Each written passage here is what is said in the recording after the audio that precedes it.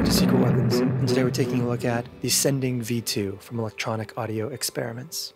Analog delay is kind of my first love when it comes to guitar effects. I think I had been collecting pedals for multiple years before I ever bothered delving into tape or digital delay pedals. All of my kind of favorite sounds were couched in this warm, murky, kind of dark sounding repeats, things that would allow you to kind of like crank the regeneration and let that kind of bed build underneath your playing. There's something almost magical about the way that an analog delay can kind of disappear into clouds of reverb.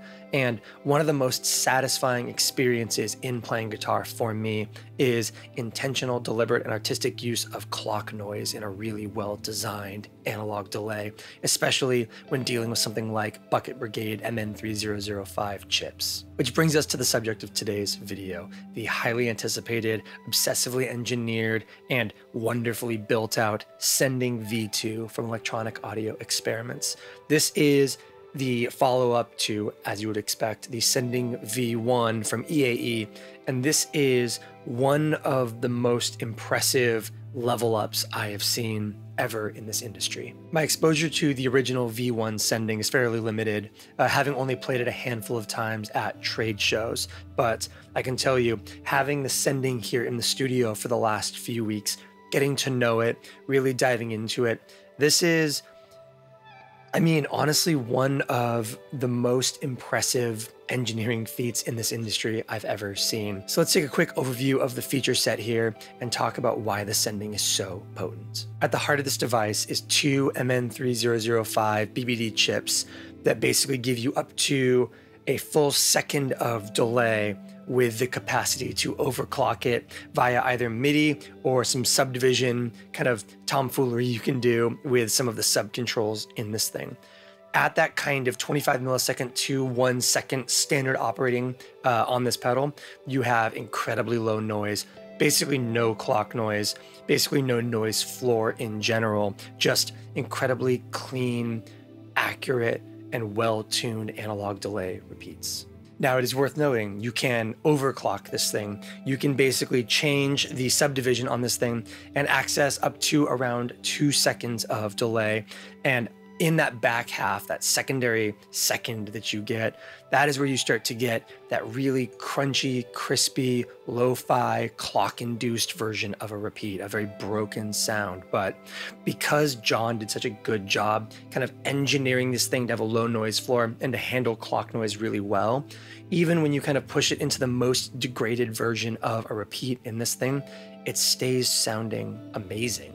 Those broken repeats sound really great. You have 6 subdivisions on this thing. You have tap tempo and kind of a smooth time control. We'll get into those 6 subdivisions in a minute and why those are so worthwhile. But running through the rest of the features, you have a filter control, and it's not just a low pass filter. You actually have high pass and low pass filtering on this, which is a noteworthy thing for an analog delay, which in the kind of lineage of analog delays would typically just be a low pass filter. But the ability to filter out your low end instead actually allows you to access some slightly almost more tape voiced repeats, things that kind of retain their crispiness and make for really present repeats for kind of some of that more rhythmic dotted eighth edge style delay sounds. You have a feedback control as well as the ability to press and hold for infinite oscillation, as well as, and again, another one of those things that I really love about this thing, a secondary control to control how long it takes to kind of build that swell and how quickly it fades when you release the tap tempo switch. You have a mix control, which again has a secondary function that allows you to use it in kind of traditional panning between full dry, full wet, or a kind of normal mode where your dry guitar stays present at all times, but you can mix in progressively more analog delay. So you actually have 2 different mix modes in this thing as well, which is really handy. Next up, you have one of the best features in this pedal, this color knob, which is basically your analog preamp gain for the pedal. At its kind of lowest settings, as you turn it up, you get some kind of like nice warm gain. As you round the corner along the top, you end up with something a little bit more saturated. You start to get a little bit of like additional breakup on your wet and dry signals. And in that kind of last region, you actually push into proper overdrive sounds obviously depending on how strong your input signal is. And again, there's a secondary function here for trim, which basically allows you to kind of adjust the overall output of the pedal, quieter or louder. So if you're using that color as kind of an always-on overdrive sound, you can use that trim control to kind of balance the level output of the pedal alongside the amount of analog preamplifier gain you are applying inside of sending. And by the way, when I say always on overdrive tone, because this thing has a trails mode and a true bypass mode, when you're in trails mode, that color control can be always present whether or not you have the delay turned on its own, which basically allows you to kind of keep unity gain throughout your entire guitar rig with or without the sending activated. And that's also really helpful because it keeps kind of consistent tonality for your rig, including no volume jumps when you activate the pedal and no volume changes if you're activating it not to bring in drive specifically, but just to add in delay. And then at the bottom center here, you have your rate and your depth for your two-band modulation control.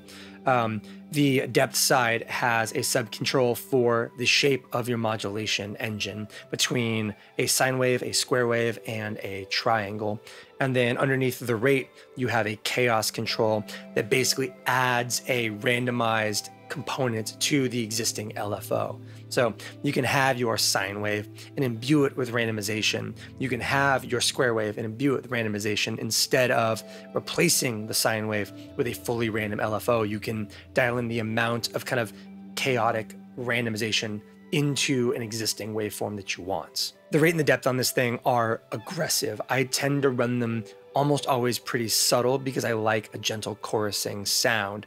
But because you have a square wave in here and because that depth is really, really aggressive, it's got a lot of capacity for massive pitch jumps, you can actually do things like using your modulation engine, dial in like octaves and fifths as pitch jumps within this pedal, which brings me to one of my favorite things here. Along the top of this pedal, you have your in and your out.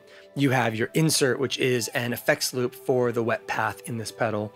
You have an expression and control voltage input, and most importantly, you have MIDI.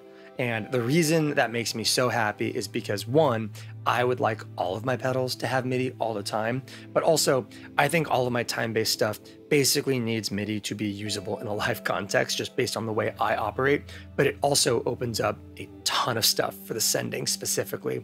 Because you have MIDI input, you can send clock to this thing, you can keep it dialed in with your DAW or the rest of your pedal board. You can change the presets that you're on because this thing has 3 presets on its face or a lot more available via MIDI. But also all of the controls on this thing have MIDI CC values for on-the-fly live MIDI controlled adjustments. And the reason that is such a big deal is because you can do things like jump between different subdivisions via your MIDI controller, or, and this is the really fun one, on my Morningstar controller, I can set it up to send a MIDI sequencer engine clocked to click, where it will walk the pedal through, in my use case, a eighth note, a quarter note, and a half note, which effectively takes the sending and turns it into a MIDI clocked multi-octave sequencer, allowing me to play and have, as you heard in that intro track, the delay repeats jump between quantized octaves. And if you mix and match the subdivisions that you're using on that controller, you can get things like fifths, perfect fourths, so many kind of like interval options that you can kind of explore and mix and match with accurate, perfect quantization using MIDI on this thing. You can basically use MIDI to turn this thing into a pitch sequencer. Like I said, I am a sucker for analog delays, and I am somebody who gets really excited about feature-rich, well-implemented designs. Sending V2 is one of the most inspiring and exciting pedals I have played in a long time. I have had a blast with this thing. I hope that intro track really kind of communicated how much fun this pedal is, how much I'm enjoying writing with the sending, how much I am excited to use the sending on projects moving forward. So let's stop talking about it. We've been talking for way too long at this point. Let's go to our pedal board, let's go to our sound samples, and let's explore what makes Sending V2 by Electronic Audio Experiments so profound. As always, before we get into our sound samples, let's go ahead and talk through the signal chain and the context we are working in. I am playing a Gibson 59 historic reissue Les Paul into the 1981 Inventions LVL and the Electronic Audio Experiments Longsword. From there, we go to the Sending V2, our amplifier, which is the UA Ruby, which is a Vox-style amplifier, and the Strymon BIgsky. We then go out to our DAW, which is Universal Audio's Luna. Here is our dry tone.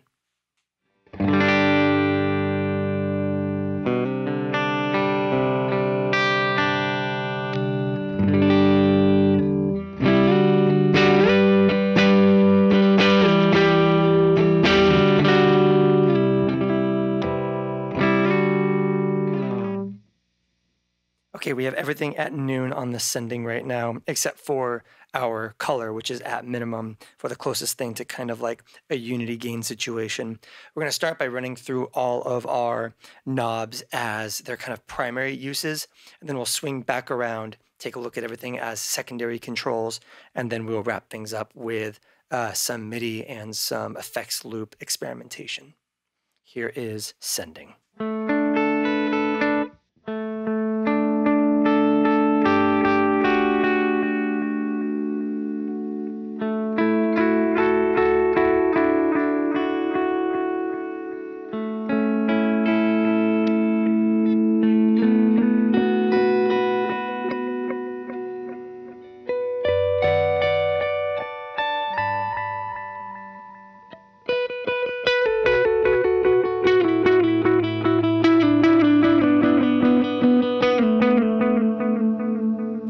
Let's start and take a look at the time knob.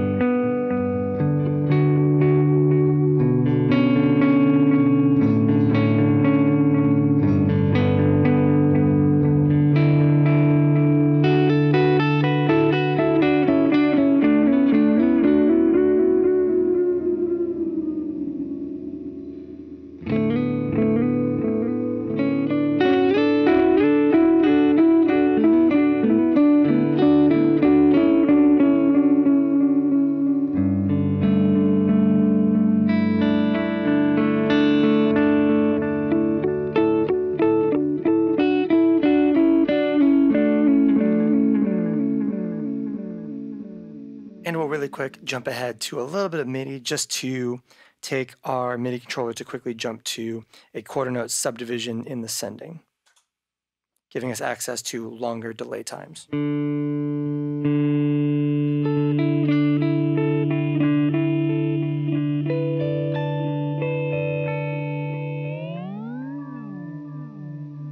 This would be about our kind of like 1 second point now. You can hear a hair more crispiness even back at that kind of 1 second spot, which I really love having access to that.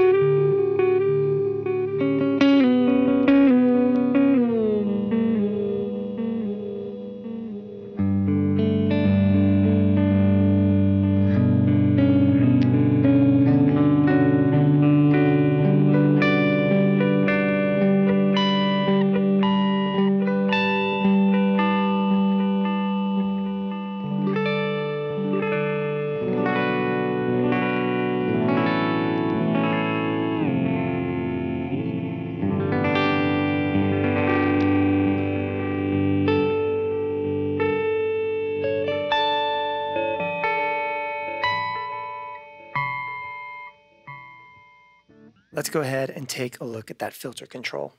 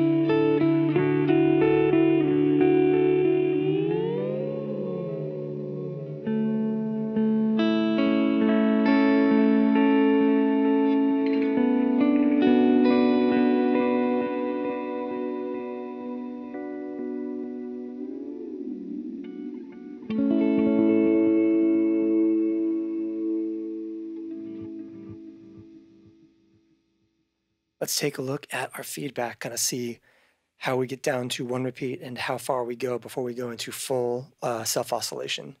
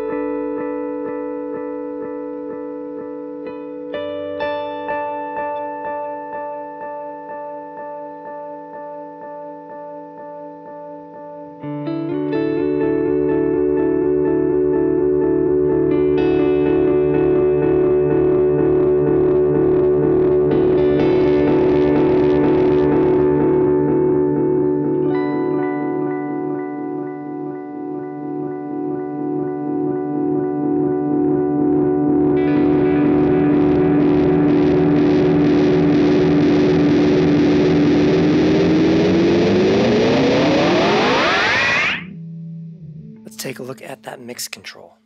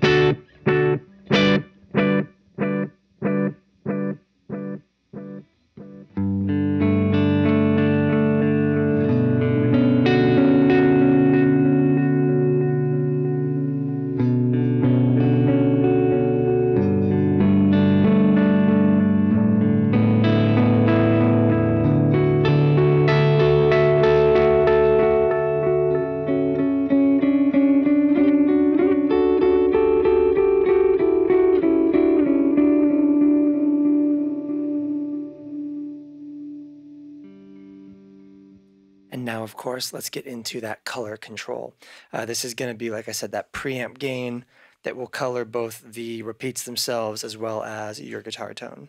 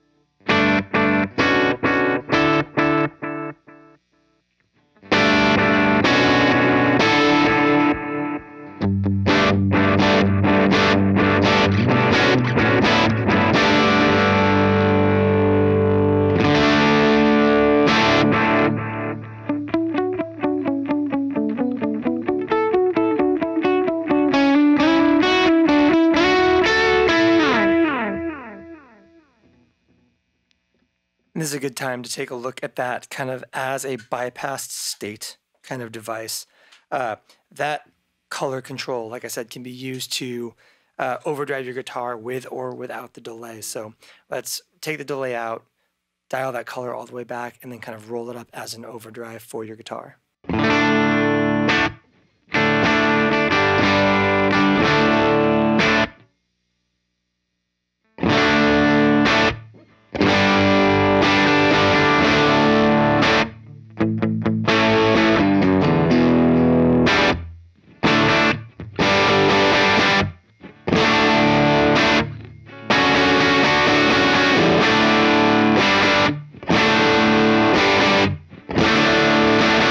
One of my favorite things about this is how well it stacks. And it's very fitting that we have the LVL on this board as well, because I consider the LVL to be one of the best kind of stackable overdrives I've ever owned. So let's go ahead, take the sending preamp gain all the way back down, and then bring in the LVL, and then bring that preamp gain back in to see how you can kind of accentuate one of your other low gain drives with added kind of warmth and harmonic complexity.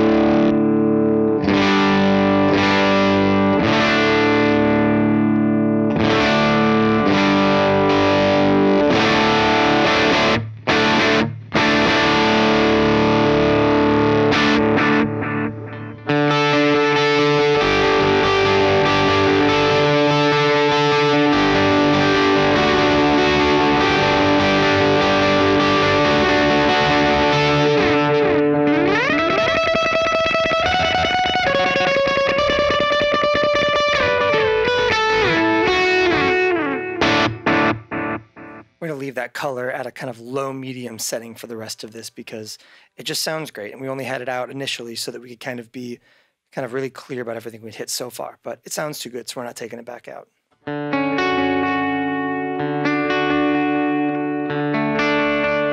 Let's go ahead and get into our modulation.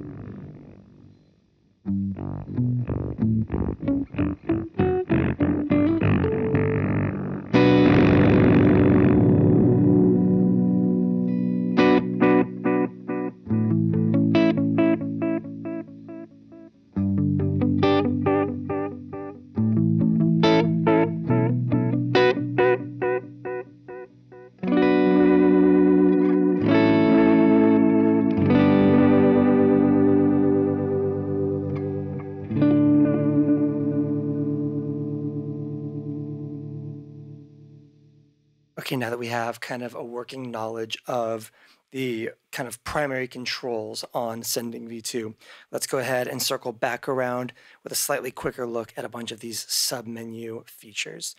I really like the way that the submenu control is approached in this pedal. One, because everything is labeled, which is always nice, but two, because you have this little shift control right here labeled in red.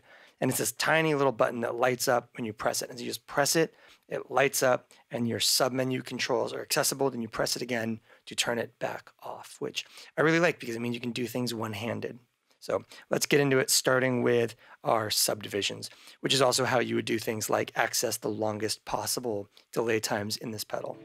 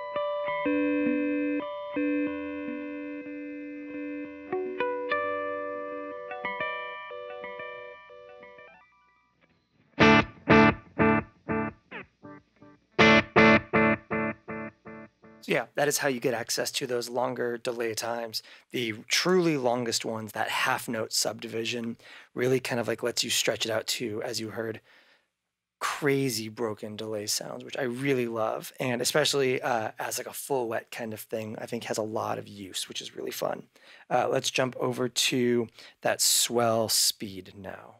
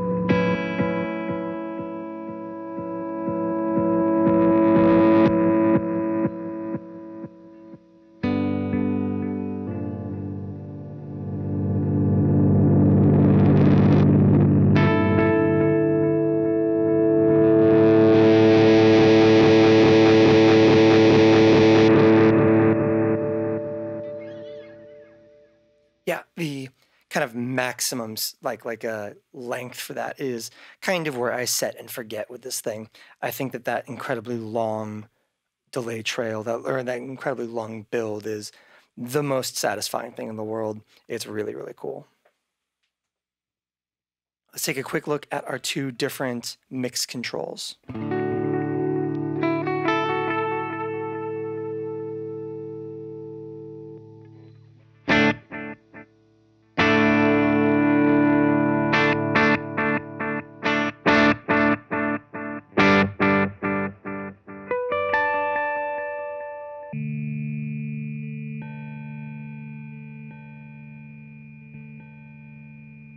Like I said, those super low clock noises can be really, really cool.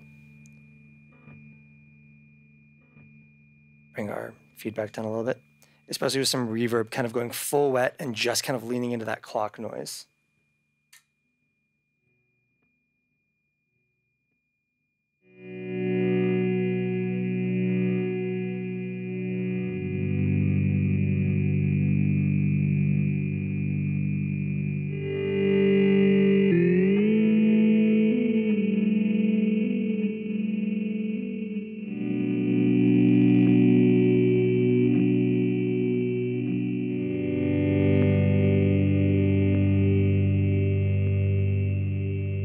Oh, actually, let's go ahead and get a little bit distracted. Like I said, I think that super grungy here. So without the volume swell, this is what those like chords actually sound like, just kind of like strummed out.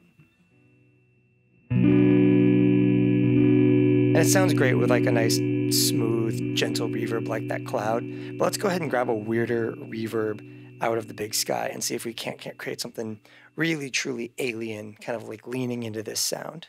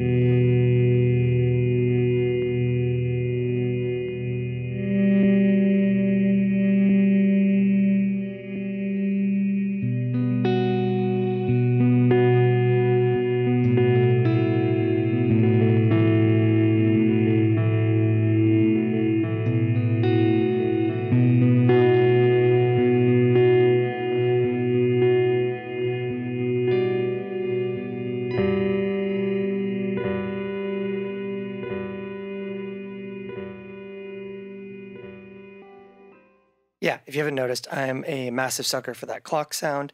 I really like that we have two different versions of a mix control in this thing.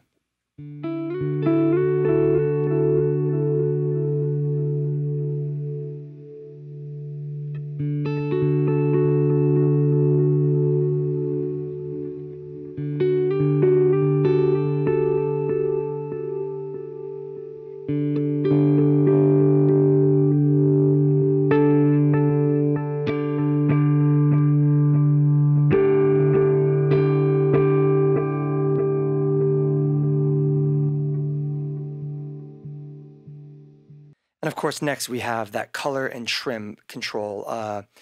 And the really nice thing about that trim control is if you're using sending as the always on drive sound kind of thing, you basically now have access to a gain stage and an overall volume outputs.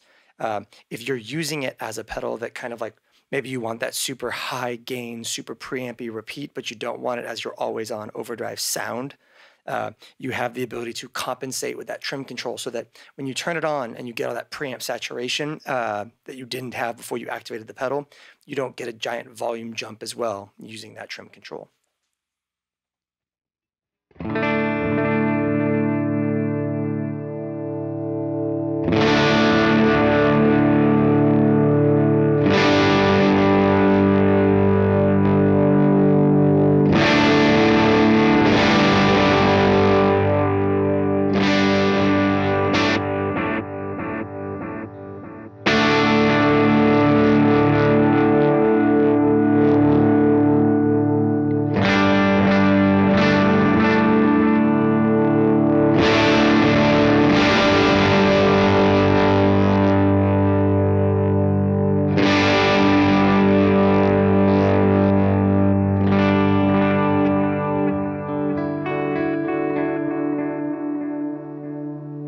So now let's take a look at our submenu controls for our modulation, starting with our waveforms.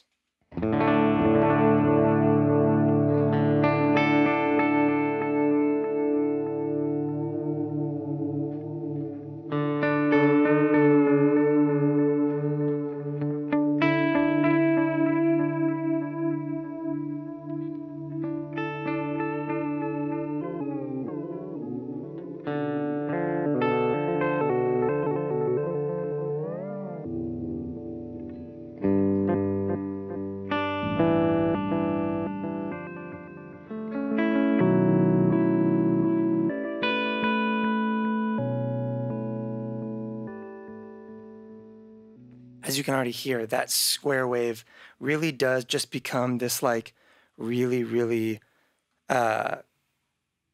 almost quantizable, easily quantizable pitch shifter because you're getting that kind of perfect square.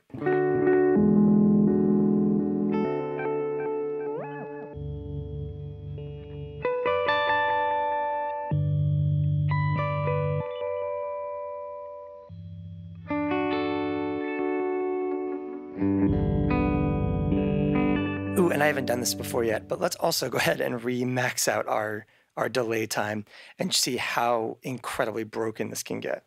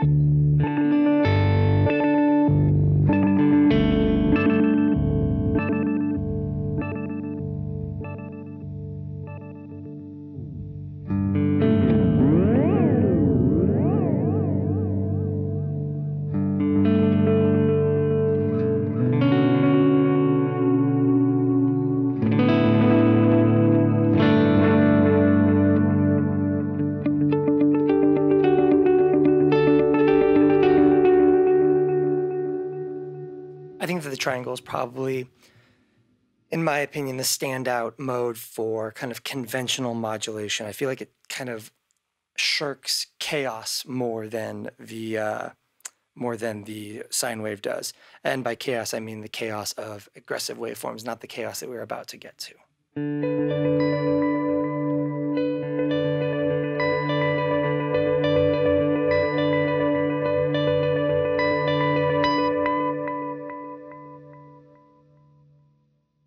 So we're going to go back to square wave for the chaos mode, because I think that nice clean square wave is a great way of really highlighting the increasing randomization that chaos brings to the table.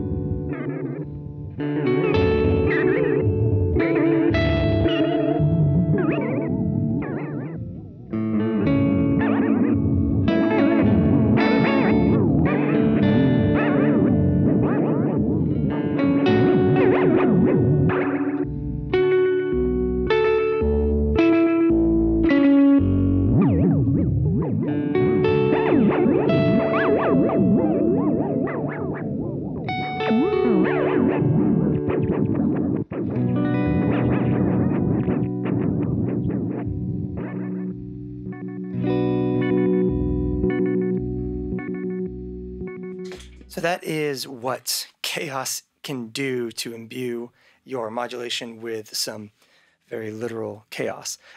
This is not where I would use it though, but I think that was good and a good indication of how it kind of mangles that signal. Now let's kind of find a more conventionally useful place for it. Let's go back to that sine wave, dial in something that might feel a little bit too kind of seasick and predictable with its kind of like rolling up and down modulation, and then introduce that chaos control as a method of kind of smoothing that system out, making it a little bit more surprising.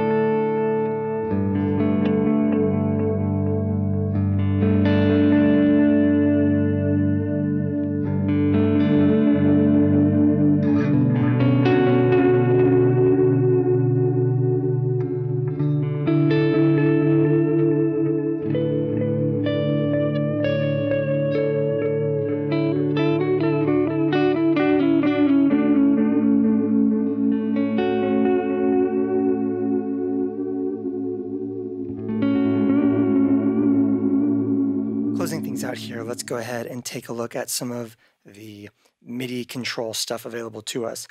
Obviously, you have the easy stuff as showcased right here by our tap tempo.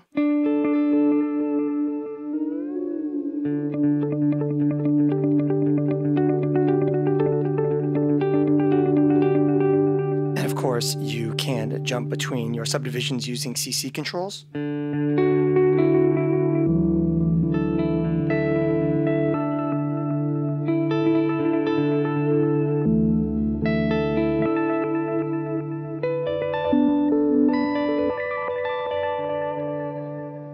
But it gets way more interesting than that.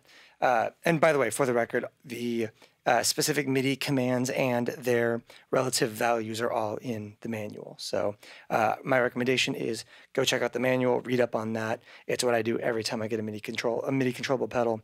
It will save you a million years in headaches.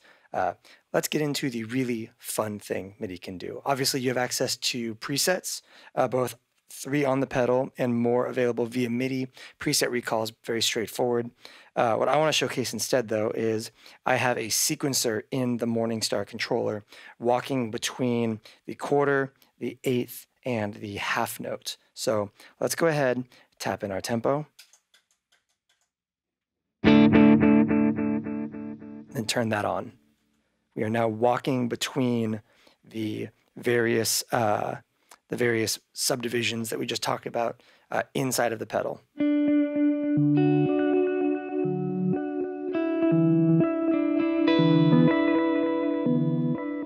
And this gives you more tonal complexity, more kind of harmonic interest than just that square wave that we were using earlier. But the other reason to do this instead of just using that square wave modulation engine is this way you still have access to your modulation as its own thing alongside the pitch shifting itself.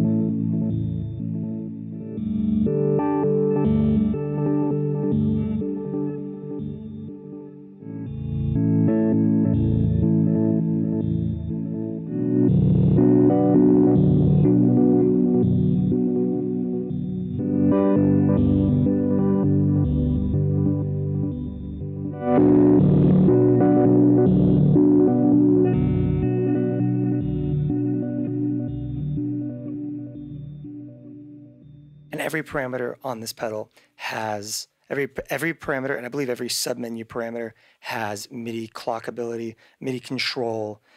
You can take exactly what I did there, walking through subdivisions, and instead jump between waveforms for your modulation engine. You can ramp the severity of your modulation. You can ramp from high pass to low pass and back again. You can create random waveforms to change the tonal characteristics, both in terms of high and low passing or pitch or anything else. Using MIDI on this pedal, you can do almost anything you can imagine given the control scheme on the face of this thing when you tie it up to MIDI. Like I said, Sending is one of, if not the most impressive analog delay I have ever played.